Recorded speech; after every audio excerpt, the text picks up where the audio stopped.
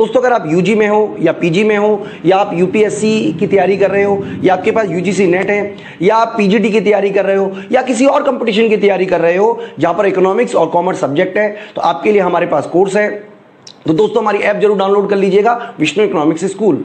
Hello दोस्तों, मेरे YouTube channel Vishnu economics school में आपका स्वागत है। तो दोस्तों, इस वीडियो के साथ हम आप बच्चों को टेस्ट सीरीज सॉल्व करा रहे हैं। तो ये हमारी दूसरी टेस्ट सीरीज है जो हम आप बच्चों के लिए तैयारी करा रहे हैं, और यूजीसी नेट 2022 में जो भी एग्ज़ाम होगा उस सब की तैयारी हम इस वीडियो के माध्यम से कराएंगे, इस पूरे कोर्स के माध्यम से कराएंगे। तो देखिए, ये हमारा कोर्स है और इस कोर्स कंटेंट में आप जाओगे तो ये आपको टेस्ट सीरीज़ मिलेगी, दिस वन। तो इस टेस्ट सीरीज़ को मैं आपको पूरा का पूरा सॉल्व करने की कोशिश करूंगा आप बच्चों के लिए। तो इस क्वेश्चन के देखिए किस तरीके के टेस्ट सीरीज़ है। सबसे पहले तो ये आप जैसे आप अपनी वेबसाइट के माध्यम से या ऐप के माध्यम से भी आपको यही टेस्ट सीरीज ओपन होगी और इसका सॉल्यूशन आप पहले खुद कीजिएगा, उसके बाद आप ये वीडियो भी देख सकते हो। और इस क्वेश्चन को मैं सॉल्व कराऊंगा। इसमें टोटल मिलाकर 23 क्वेश्चन है और हर क्वेश्चन जो है वो 2 मार्क्स का, इसलिए आपका जो टेस्ट होगा वो टोटल मिलाकर आपका 46 मार्क्स का है। तो देखिए, सबसे पहला क्वेश्चन ये है, बहुत सिंपल सा टेस्ट सीरीज है। उसके बाद आपको जो मुश्किल है वो भी हम आप बच्चों को करवाएंगे। इसमें क्वेश्चन ये बोल रहा है कि प्रतिपूरक वस्तु की मांग वक्र। प्रतिपूरक वस्तु क्या होती है, पूरक वस्तु ही मान लीजिए, ठीक है। प्रतिपूरक वस्तु की मांग वक्र निम्न स्थिति में कौन सी होती है। तो पूरक वस्तु के देखिए, पूरक वस्तु की स्थिति में मांग वक्र कैसा होता है। पूरक वस्तु मैं आपको समझा देता हूं बच्चों, यहां पे समझा देता हूं पूरक वस्तु की स्थिति में मांग वक्र किस तरीके का होता है। देखिए, पूरक वस्तु वे होती है जो एक साथ मिलकर आवश्यकता को पूरा करती है। जैसे मान लीजिए चाय है और चाय और दूध, हम मान लेते हैं चाय और दूध मिलाने के बाद ही तो चाय बनती है। ये चाय की पत्ती मान लेते हैं। अब सपोज कीजिए कि चाय की पत्ती की कीमत है P0 और दूध की जो मांग है वो Q0 है, ठीक है जी। तो इसके बाद आपको ये भी समझना है कि अगर सपोज कीजिए कि अगर मान लीजिए इसकी कीमत बढ़ जाती है, मैं ये बता रहा था, हाँ, मान लीजिए कीमत बढ़ जाती है चाय की पत्ती की या चाय की कीमत बढ़ जाती है, तो चाय बनाने की मांग जो है, दूध की मांग जो है वो घट जाएगी, जिसकी वजह से पूरक वस्तु की स्थिति में मांग वक्र जो है वो इस तरीके का बनेगा। तो ये किसका मांग वक्र है, पूरक वस्तु का मांग वक्र है। तो आप याद रखिएगा कि पूरक वस्तु की स्थिति में मांग वक्र एक्स अक्ष के समानांतर नहीं होता, ना ही बाएं से दाएं की ओर नीचे की ओर झुकता हुआ होता है, या पूर्ति वक्र की भांति धनात्मक भी नहीं होता, और ये एक्स अक्ष के समानांतर भी नहीं होता। जो सबसे सही आंसर माना जाएगा वो इसका 2 माना जाएगा। तो मैं इसको बच्चों फिल कर देता हूं, तो ये इसका आंसर हो गया। सेव कर देते हैं और नेक्स्ट पे चले जाते हैं। अगला जो क्वेश्चन है बच्चों वो भी एक बार हम देख लेते हैं। क्वेश्चन नंबर नेक्स्ट क्या है, देखिए क्वेश्चन सेकंड है कि आड़ी अथवा तिरछी मांग की लोच क्या होती है। देखिए, आड़ी और तिरछी मांग की लोच क्या होती है मैं आपको बता देता हूं। जब हम एक वस्तु की कीमत और दूसरी वस्तु की मांग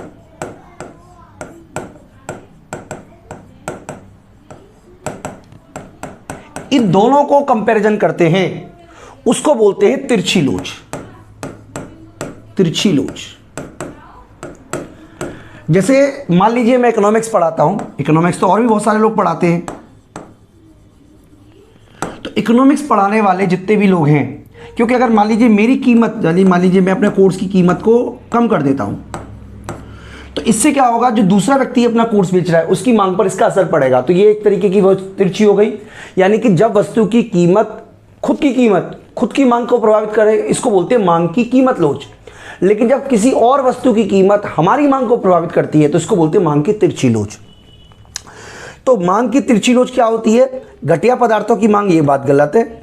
इसके अलावा वस्तु की मांग जो अन्य वस्तु की कीमत में परिवर्तन होने के परिणाम स्वरूप उत्पन्न होती है, ये सही है। इसके अलावा वस्तु की कीमत तथा उसकी मांगी गई मात्रा में संबंध है, ये भी गलत है। तो इसका मतलब इसका जो सबसे सही आंसर, सटीक आंसर है वो है बी है। तो ये हमारा आंसर हो गया, जिसको कि हम सेव भी कर लेते हैं। इसके अलावा तीसरा क्वेश्चन पे हम आ जाते हैं बच्चों। देखिए, तीसरा क्वेश्चन हमारा है, तीसरे क्वेश्चन में एक क्वेश्चन दिया हुआ है जिसमें कह रहा है कि मांग की कीमत लोच, न्यूमेरिकल नहीं है बल्कि हम कह रहा है कि मांग की कीमत लोच को हम ईडी कह रहे हैं। ये हमारी मांग की कीमत लोच है, ये हमारी मांग की आय लोच है और ये मांग की तिरछी लोच है। तो इनके बीच संबंध क्या है, देखिए मैं आपको समझा देता हूं।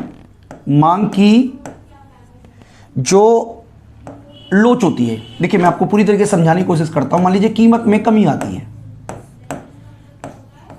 तो जो मांग है वो बढ़ जाएगी, ये तो सब जानते हैं। लेकिन मांग दो वजह से बढ़ती है। एक तो है वास्तविक आय बढ़ने की वजह से मांग बढ़ रही है, क्योंकि उपभोक्ता की वास्तविक आय बढ़ जाती है। दूसरा, तुलनात्मक रूप से सस्ती हो जाती है वस्तु, तुलनात्मक सस्ती हो जाती है वस्तु, और हम जानते हैं कि सस्ती वस्तु की मांग बढ़ जाती है। इसका मतलब यह हुआ कि देखिए जो हमारी मांग की लोच है, मांग की कीमत लोच है,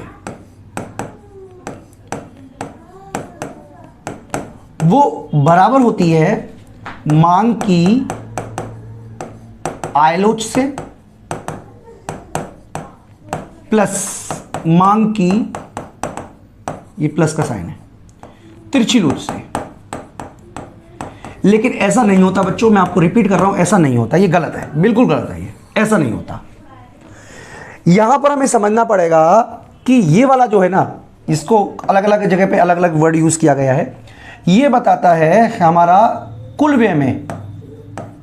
व्यय में कितना प्रतिशत हम एक्स वस्तु पे खर्च करते हैं, एक्स वस्तु पे खर्च कर रहे हैं। यानी कि अगर मान लीजिए, सपोज कीजिए, मैं आपको कंफ्यूज नहीं करता हूं, मैं ये पहले मिटा देता हूं आप बच्चों के लिए, बिल्कुल शुरू से समझाता हूं मैं आपको। देखिए जो हमारा फॉर्मूला लगता है वो ये लगेगा, e y plus 1 minus e s. देखिए मान लीजिए सपोज कीजिए एक्स वस्तु है, एक्स वस्तु है, उस पर उपभोक्ता 40% खर्चा करता है, और जो ई वाई है वो मान लीजिए 20 पर, वो है 2 और ई एस है 3। तो इस वाले फार्मूले का यूज करके आप मांग की कीमत लोच निकाल सकते हो। यानी किस तरीके से निकाल सकते हो, 0.4, क्योंकि 40% का मतलब 0.4 हो गया, into 2 plus 1 minus 0.4 E S. तो यहां पे इस सिंबल का मतलब ये है कि आप कितना परसेंटेज वस्तु पे खर्च करते हो। तो ये हमारा गलत है, ये गलत है, ये भी गलत है, केवल यही सही माना जाएगा। इसका मतलब ऑप्शन नंबर ए जो है वो सही है इस पूरे के पूरे आंसर में। तो तीसरे का बच्चों ऑप्शन नंबर ए जो है वो बिल्कुल सही माना जाएगा। क्वेश्चन नंबर 4 पे आ जाते हैं। एक सरल मांग वक्र के मध्य बिंदु पर मांग की लोच क्या होगी। बच्चों ये तो बहुत ही सिंपल है। अगर मान लीजिए एक मांग वक्र बहुत ही सिंपल सा है, सरल मांग वक्र है, तो इस तरीके का मांग वक्र होता है। आपको पता होना चाहिए इसके मध्य बिंदु पे ईडी जो है वो इक्वल टू 1 होती है, ऊपर ईडी मोर देन 1 है, इन्फिनिटी है, लेस देन 1 है, और यहाँ पे 0 है। तो इस तरीके से इसका आंसर जो है वो ये वाला बनेगा। यानी कि मध्य बिंदु पर जो मांग की लोच है वो किस प्रकार की होगी, वो होगी 1 के बराबर। तो बच्चों ये इसका आंसर हुआ। अगला जो क्वेश्चन है, क्वेश्चन कह रहा है कि एक वस्तु की मांग अर्थव्यवस्था खरीदने के एक वस्तु की विशेष की अमुक मात्रा खरीदने की इच्छा को अर्थशास्त्र में क्या कहा जाता है। बच्चों देखिए अर्थशास्त्र में इसको क्या कहा जाता है, जब हम बात करते हैं इच्छा की, तो इच्छा को हम मांग नहीं कहते। क्योंकि मान लीजिए मेरी इच्छा बहुत है, मैं टीवी खरीदना चाहता हूँ, फ्रिज खरीदना चाहता हूँ, मेरी BMW खरीदना चाहता हूँ, या मर्सिडीज खरीदना चाहता हूँ, या चाहता हूँ कि अमिताभ बच्चन का मकान मेरा हो जाए। लेकिन ये सब इच्छा ही है, मांग नहीं है। किसी भी इच्छा को मांग बनने के लिए उसका प्रभावपूर्ण होना जरूरी है। यानी कि आपके पास 4 चीज़ होनी चाहिए, वस्तु होनी चाहिए, साधन होने चाहिए, उस साधन को खर्च करने की तत्परता भी होनी चाहिए, और आपकी इच्छा भी होना चाहिए। तो इसका मतलब ये हुआ कि अगर मान लीजिए केवल इच्छा है तो उसे मांग की संज्ञा नहीं दी जा सकती। ठीक है, इसके अलावा प्रभावी मांग की संज्ञा दी जाएगी, बिल्कुल नहीं, बल्कि इसको मांग की संज्ञा नहीं दी जा सकती। यही आंसर जो है वो बिल्कुल सही माना जाएगा। तो क्वेश्चन नंबर 5 जो है उसका जो आंसर है वो ये वाला सही माना जाएगा। तो बच्चों ये सारे के सारे क्वेश्चन हम हिंदी में भी कराएंगे, इंग्लिश में भी करा रहे हैं। ये सारा का सारा कंटेंट हम आप बच्चों को करा रहे हैं, और सारा का सारा यूजीसी नेट के लिए करा रहे हैं। और हमारा टारगेट है कि हर स्टूडेंट जो हमसे पढ़े वो 2022 में यूजीसी नेट क्लियर करे। अब देखिए हमें नहीं पता कि 2022 में एग्जाम दिसंबर में होगा या जून में होगा, लेकिन हमारा टारगेट है कि 2022 में आपका यूजीसी नेट का एग्जाम क्लियर हो। इसके लिए हम आपको तमाम कोशिशें कर रहे हैं बच्चों। हम प्रिंटेड नोट्स आपके घर के एड्रेस पे पहुंचा रहे हैं। इसके अलावा टेस्ट सीरीज हम बना रहे हैं, पिछले सालों के क्वेश्चन पेपर हम सॉल्व कर रहे हैं, तो तमाम चीज़ें जो यूजीसी नेट के लिए ज़रूरी हैं आप बच्चों के लिए, वो सब कुछ हम अपने वीडियो के माध्यम से आप बच्चों को उपलब्ध करा रहे हैं। तो इसका अगला क्वेश्चन पे आ जाते हैं बच्चों, एक वस्तु की कीमत किस चीज़ की सबसे कम होती है? देखिए सबसे कम जो होती है, हम सबसे पहले सिंपल तरीके से समझते हैं। देखिए जो अनिवार्य है, अनिवार्य और यहां से शुरू करते हैं और यहां से चले जाता है विलासिता। 0 से इन्फिनिटी इसकी लिमिट है मांग की लोच की। यानी कि आपको समझना यह है कि वस्तु जितनी अनिवार्य होगी, जितनी ज़्यादा अनिवार्य होगी, उतनी ही उसकी इलास्टिसिटी कम होगी, और जितनी ज़्यादा विलासिता की ओर होगी उसकी उतनी इलास्टिसिटी ज़्यादा होगी। यानी कि अगर हम बात करें कार की, तो अगर हम इसको नंबर देना चाहें, मान लीजिए ये नंबर 1 है, ये नंबर 2 है, नंबर 3 है, नंबर 4 है, तो देखिए हर इंडिविजुअल के लिए अलग अलग है। अब हो सकता है कोई चाय पसंद ही ना करता हो, तो उसके लिए चाय की इलास्टिसिटी कार की इलास्टिसिटी ज़्यादा होगी, क्योंकि मांग जो है, जो उपभोक्ता है, वो एक व्यक्तिगत वस्तु है। मेरे लिए जो प्रेफरेंस है वो आपके लिए हो सकता ना हो, लेकिन मैं अपना प्रेफरेंस बता देता हूं बच्चों। मेरे लिए सबसे ज़्यादा डिमांड है नमक की, उसके बाद चाय की, उसके बाद घर की, उसके बाद कार की। यानी कि मेरे लिए जो नमक है, नमक वो सबसे कम लोचदार है। यानी कि इस स्थिति में सबसे कम जो लोच है वो नमक की मानी जाएगी। तो इसका मतलब नमक की मानी जाएगी, तो नमक ही इसका सबसे सही आंसर माना जाएगा बाकी के सबके मुकाबले। क्वेश्चन नंबर 7 पे आ जाते हैं बच्चों। रेक्टेंगुलर हाइपरबोला डिमांड कर्व की बात कर रहा है। रेक्टेंगुलर हाइपरबोला, बच्चों रेक्टेंगुलर हाइपरबोला डिमांड कर्व क्या होता है मैं आपको एक बार बता देता हूं। देखिए इस तरीके का मांग वक्र होता है ये, इसके सभी बिंदुओं पर जो ईडी है वो इक्वल टू 1 होती है। ये इसकी बेसिक, इसकी खूबी है। यानी कि रेक्टेंगुलर हाइपरबोला वो है जिसके सभी बिंदुओं पर मांग की लोच हमेशा बराबर बराबर होती है। जैसे मान लीजिए ये क्वांटिटी है 2 और ये है हमारा मान लीजिए 50, तो जब आप इसके कुल व्यय को निकालोगे टोटल एक्सपेंडिचर को, तो ये आएगा 50 गुणा 2 बराबर 100। मान लीजिए ये है, सपोज कीजिए ये पॉइंट है, मैं कलर चेंज कर लेता हूँ। देखिए ये पॉइंट है मान लीजिए, तो ये है मान लीजिए क्वांटिटी 1 और ये है क्वांटिटी प्राइस 100। तो आप इसको मल्टीप्लाई करोगे इस वाले हिस्से को, तो ये भी 100 ही आएगा। इसी तरीके से मान लीजिए यहाँ पे क्वांटिटी 4 है और प्राइस 25 है, तो जब 4 को 25 से मल्टीप्लाई करोगे तो ये जो एरिया है, ये वाला भी एरिया, ये भी 100 आएगा। यानी कि रेक्टेंगुलर हाइपरबोला कोई भी डायग्राम हो, उसके जो शेडेड एरिया होता है, अंदर का जो एरिया होता है वो हमेशा बराबर बराबर होता है, इसीलिए इसको रेक्टेंगुलर हाइपरबोला कहा जाता है बच्चों। इसका मतलब रेक्टेंगुलर हाइपरबोला में मांग की जो लोच है वो कितनी कहलाएगी? इकाई लोचदार कहलाएगी। ये आपको हमेशा याद रखना चाहिए। ठीक है बच्चों, तो ये देखिए सारे के सारे क्वेश्चन पेपर हम आप बच्चों के लिए सॉल्व करा रहे हैं और कोशिश करेंगे कि आपको बढ़िया तरीके से क्वेश्चन को सॉल्व कराएं। इसके अलावा अगला क्वेश्चन कह रहा है कि मांग का नियम के संबंध में कौन सा अपवाद नहीं है। देखिए मांग का नियम का अपवाद मैं आपको बता देता हूं बच्चों, सारे के सारे अपवादों की बात कर रहे हैं हम। तो गिवन वस्तु मांग का अपवाद है, बिल्कुल सही है। यहां तो नहीं बोल रहा है ना, लागतों में लगातार वृद्धि और कमी, ये भी बिल्कुल मांग के नियम का अपवाद है। और आवश्यक वस्तुओं पे भी मांग का नियम पूरी तरीके से लागू नहीं होता। घटती सीमांत उपयोगिता नियम जो है ये कारण है, अपवाद नहीं, ये कारण है। यानी कि मांग वक्र ऋणात्मक ढाल का क्यों होता है या मांग का नियम लागू क्यों होता है, उसके लिए जो घटती सीमांत उपयोगिता नियम है वो एक कारण के रूप में काम करता है। ये आपको बच्चों समझनी चाहिए बात को। तो ये हमारा अगला क्वेश्चन है। अगला क्वेश्चन कह रहा है कि एक वस्तु की व्यक्तिगत मांग वक्र खींचते समय निम्नलिखित में से कौन सा घटक स्थिर नहीं रहता। देखिए जब हम मांग वक्र खींचते हैं, मैं आपको मांग वक्र खींच के ही दिखाता हूं पहले। सबसे पहले जब हम मांग वक्र खींचते हैं, इस तरीके का मांग वक्र होता है।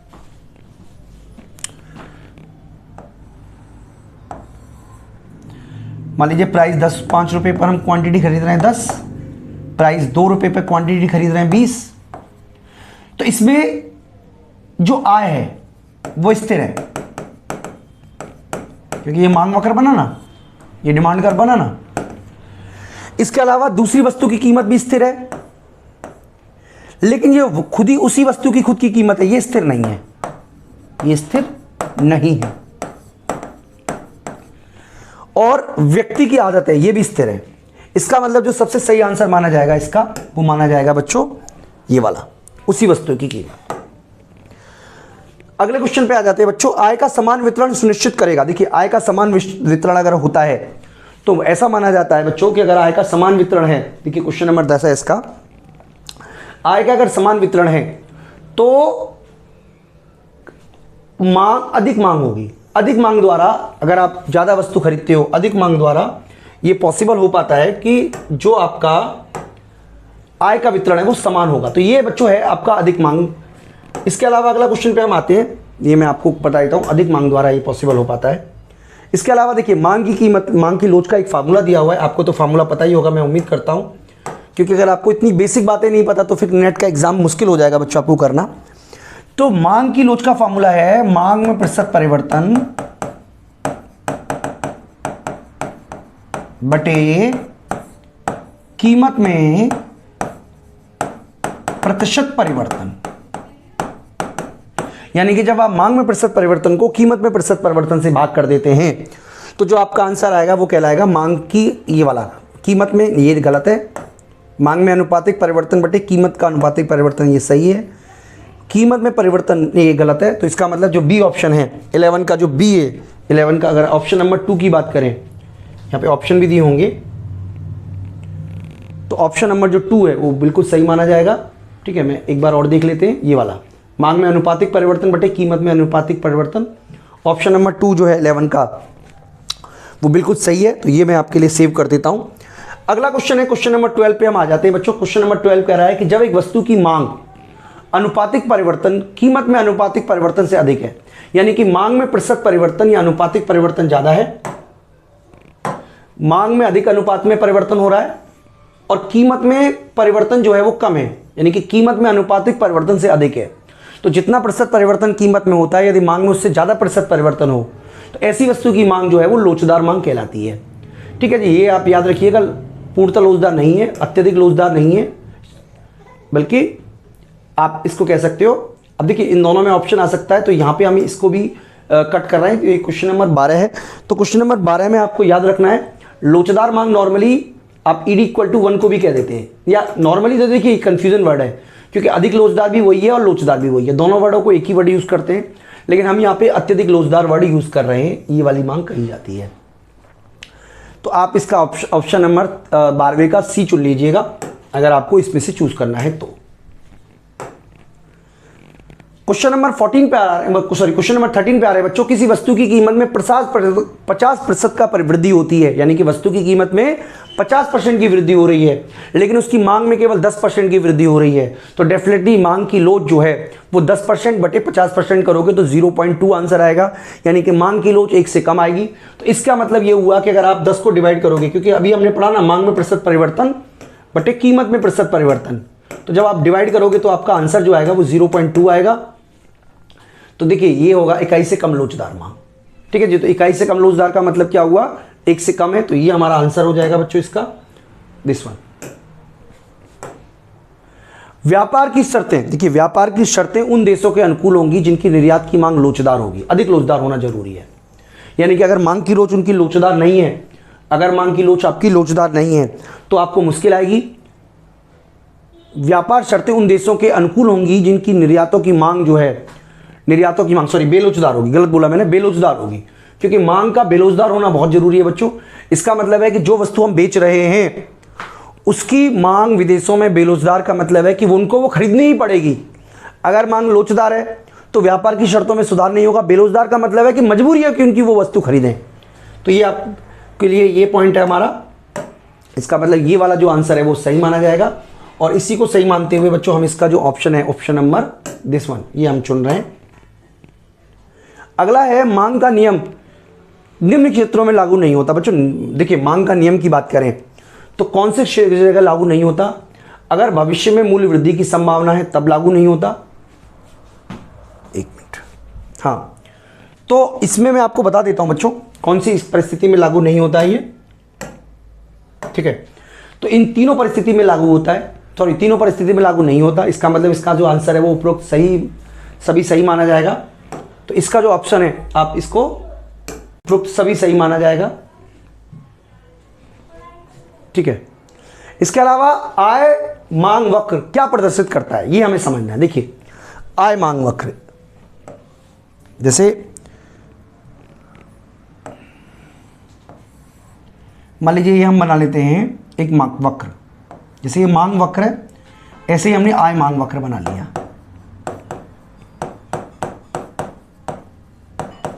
ये है हमारी मांगी गई मात्रा, या मात्रा लिख सकते हैं, यहां पे लिख सकते हैं आय,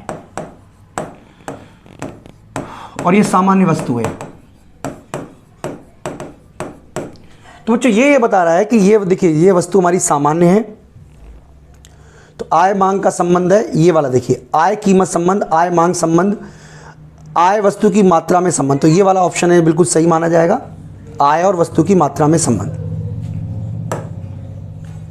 इसके अलावा मांग वक्र में, मांग वक्र निम्न से क्या प्रदर्शित करता है, क्या प्रदर्शित करता है ये हमें बताना है। तो मांग वक्र जो है वो कीमत और मांगी गई मात्रा में विपरीत संबंध प्रदर्शित करता है, ये तो सबको बच्चों पता ही होगा, तो यही प्रदर्शित मांग वक्र करता है। इसके अलावा यदि उसी वस्तु की कीमत पहले से अधिक मांग की जा रही है, देखिए उसी कीमत पर, यानी कि आप कह रहा है कि समान कीमत पर अधिक मांग, मैं डायग्राम भी बना देता हूं आप बच्चों के लिए। मान लीजिए ये मांग है, ये मांग वक्र है, अब वो कह रहा है कि समान कीमत पर ही आप ज़्यादा वस्तु खरीद रहे हो, सेम कीमत है लेकिन वस्तु खरीद रहे हो ज़्यादा, इसको बोलते हैं बच्चों मांग में विस्तार, सॉरी मांग में वृद्धि। ठीक है, तो आप याद रखिएगा कि इसका नाम है मांग में वृद्धि। तो ये वाला क्वेश्चन भी हमारा सॉल्व हुआ है।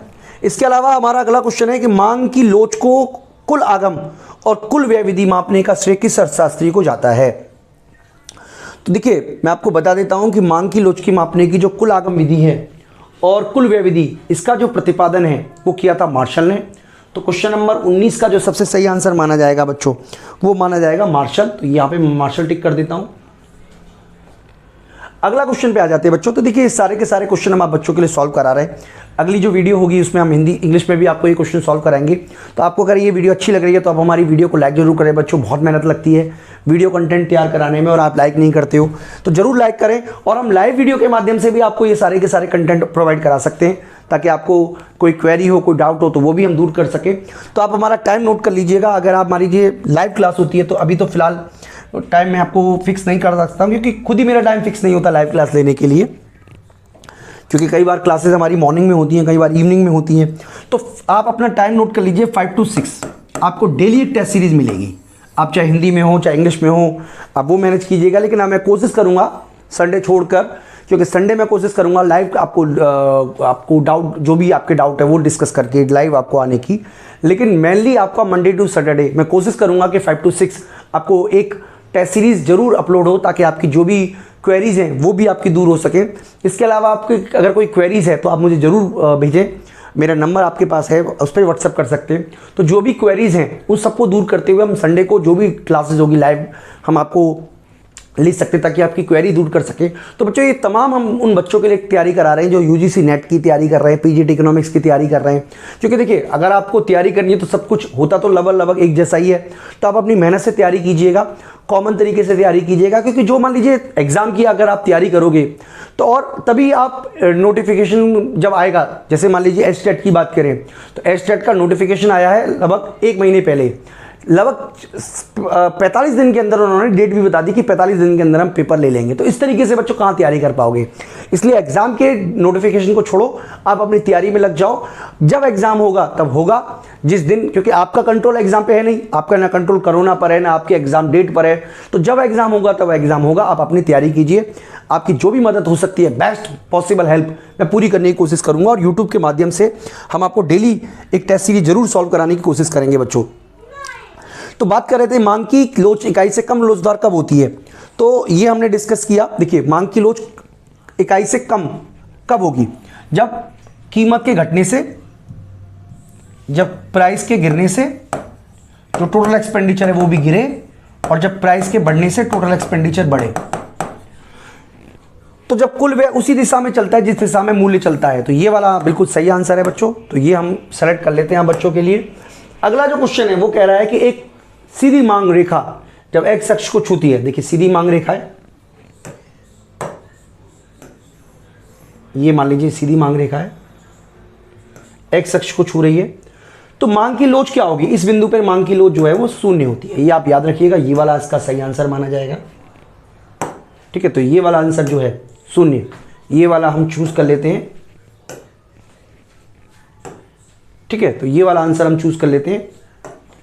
इसके अलावा अगला क्वेश्चन है कि एक उपभोक्ता के लिए किसी वस्तु का मांग फलन किसी वस्तु की मांगी गई मात्रा का फलन है। तो इसमें बच्चों सभी आता है। देखिए, मांग फलन में कीमत भी आएगी, संबंधित वस्तु भी आएगी, आय भी आएगी। तो डी ऑप्शन ही बिल्कुल सही है बच्चों, तो डी ऑप्शन हम चुन लेते हैं। इसके अलावा क्वेश्चन नंबर है हमारा 23, लास्ट क्वेश्चन है हमारा। इसमें हमें कहना है, देखिए मिलान करना है। मिलान जो है, एक मिनट बच्चों,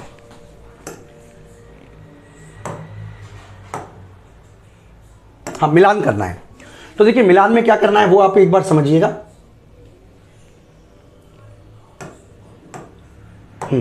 देखिए मांग का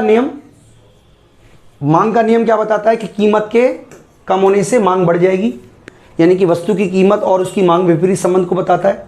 इसका मतलब 1 के आगे मैं 1 लगा देता हूं, दिस 1। दूसरा है सामान्य वस्तु का मांग वक्र। तो सामान्य वस्तु का मांग वक्र तो देखिए धनात्मक ढाल का ही होगा, बाएं से दाएं नीचे को गिरता होता है, सॉरी डाउनवर्ड होगा, ऐसा इस तरीके का।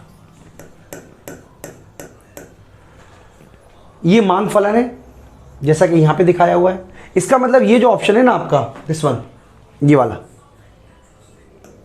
ये जो छुप गया है, यही सबसे सही माना जाएगा बच्चों। तो मैं आपको दिखा देता हूं ऑप्शन क्या है, दिस 1, 1 2 3 4, क्योंकि सारा का सारा वही है जो हमें दिखाया हुआ है। इसका मतलब हमारा C option is right option.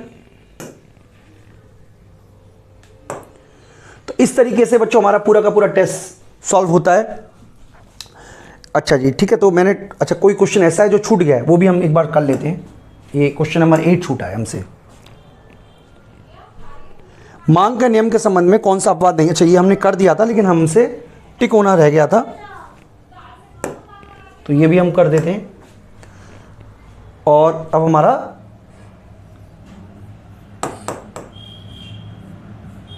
तो इस तरीके से बच्चों पूरा पेपर ही सॉल्व हो गया है इस तरीके से तो हमारा।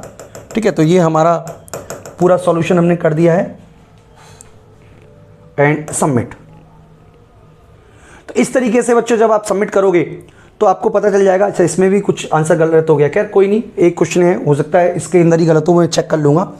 और दिस 1, तो ये हमारा पूरा का पूरा सॉल्यूशन है बच्चों। ठीक है, तो ये हमारा है, 1 मिनट देख लेते हैं कौन सा क्वेश्चन हमारा गलत हुआ। एक सरल रेखा पर, अच्छा ये इसमें देखिए बच्चों, ये गलत, इसमें ऑप्शन में ही गलत भरा हुआ है, वो मैं ठीक कर दूंगा। लेकिन बाकी का ओवरऑल, क्योंकि ये ऑप्शन मैंने जो चुना है वो सही है, लेकिन टेस्ट सीरीज में गलत है, तो वो मैं ठीक कर दूंगा। लेकिन आप इस पे ही जाइएगा। अगर मान लीजिए किसी बुक में कोई आंसर गलत लिखा हुआ है तो आप उस पर यकीन मत कीजिएगा। आपके अंदर जो थॉट है आप उसे इंटरनेट से चेक कीजिए, आप यूट्यूब वीडियो देखिए, लेकिन तमाम चीज़ें आप कीजिएगा। लेकिन ऐसा नहीं है कि जो बुक में आंसर लिखा है वो सब सही है। जैसे ये जो आंसर है ये गलत आंसर है, अगर मध्य बिंदु पे जो मांग की लोच होगी वो बिल्कुल सही होगी बच्चों, यही आपका सबसे सही आंसर है। तो मैं उम्मीद करता हूं कि इस वीडियो के माध्यम से आपको काफ़ी कुछ हेल्प हुई होगी, काफ़ी कुछ समझ में आया होगा। इस वीडियो में इतना ही दोस्तों। अगर आपको वीडियो अच्छी लगी और आप चाहते हैं इस तरीके की लगातार वीडियो आपको मिलती रहे, तो 5 to 6 5 o'clock आपको हम ये वीडियो अपडेट करते रहेंगे डेली 5 o'clock। इसलिए आप हमारी वीडियो को जरूर लाइक करें, चैनल को सब्सक्राइब करें, ताकि आपको वीडियो मिलती रहे और हमें भी मोटिवेशन मिलता रहे। इस वीडियो में इतना ही दोस्तों, थैंक यू।